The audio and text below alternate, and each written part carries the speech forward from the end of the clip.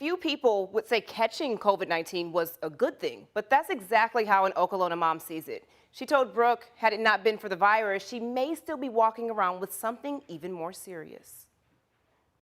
If you read through the pages of Linda Bowden's journal, you'd find a story of pain and triumph. At the end of last August, I developed COVID. Thought after 2 weeks that I had turned the corner and was well. But that wasn't the case. A week back at work, and Linda found it hard to breathe. Went to the ER that night, found out I had a pulmonary embolism, blood clots in my right lung. Doctors said it was a side effect of COVID-19. She was put on blood thinners and sent home.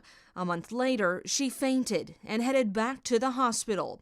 That's when doctors found a meningioma, a tumor on her brain. I believe it was divine intervention, but medically speaking, we wouldn't have found this until I could have had a severe seizure, grand mal seizure, could have lost my vision, could have had a stroke. I had to make a hard decision where to go, who to have open up my head. It was a more complicated case with the tumor pressing on her optic nerve. And this large white blob, that's the tumor. It's about the size of a golf ball. That's Dr. David Sun at Norton Neuroscience Institute. Her tumor in particular was up against a major blood vessel to the brain, and it was pushing on one of her vision nerves. And in fact, although she didn't think she had symptoms from it, she actually did. She was actually starting to lose vision in her left eye.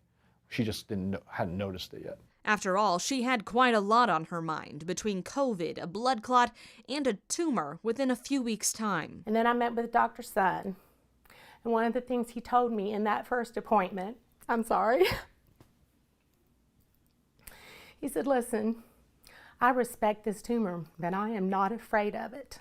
And I needed to hear that. He also told her it could wait, which comforted her to know she would not have to miss out on the college graduations of her 3 children and the marriage of a daughter. I wanted to experience the joy of the month of May and before I took the risk with this surgery. And so they scheduled the surgery for June. He said he had gotten close to 99% of this tumor, which thank God was benign, and I could feel their excitement. Her cognitive abilities intact, her sight more clear now than ever. My brain has gone from seeing in black and white to an explosion of color from having that massive tumor off my brain. She'll go in for checkups from time to time, but as far as doctors are concerned, she has plenty of it. What she needs to focus on now is not the what ifs, is this tumor going to change someday? That's my job. I'll watch that for her. She just needs to get back to living her life again. In Louisville, Brooke Hash, WHAS 11 News.